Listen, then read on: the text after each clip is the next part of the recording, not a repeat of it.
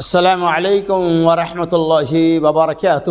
الحمد للہ وکفى وسلام علی عباده الذین اصطفى اما بعد۔ عن عائشة رضی اللہ عنہا قالت كان يكون علي الصيام من رمضان فما استطيع الأقضي الا في شعبان رواه البخاری۔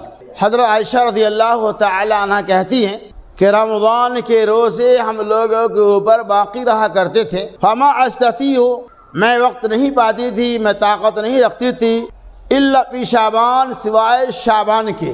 اس روایت کو امام بخاری علیہ رحمہ نے نقل کیا۔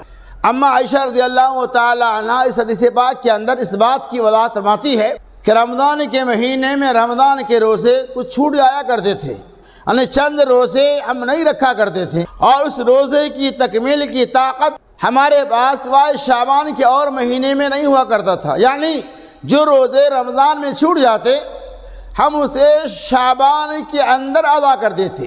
اس حدیث سے پتہ چلا چھوٹے ہوئے روزے کی تکمیل آنے والے رمضان سے پہلے ہو جانا چاہیے۔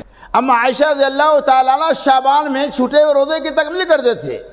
آج بھی اگر آپ چاہیں تو پہلے بھی کر سکتے ہیں، جیسے ہی وقت ملے چھوٹے ہوئے روزے کی قضا کر لینا چاہیے۔ بسا اوقات ایسا ہوتا ہے خواتین میں کہ کئی سال کے روزے، 10 سال 15 سال کے روزے اکٹھا کرتے ہیں، حالانکہ یہ خلاف شرع ہے۔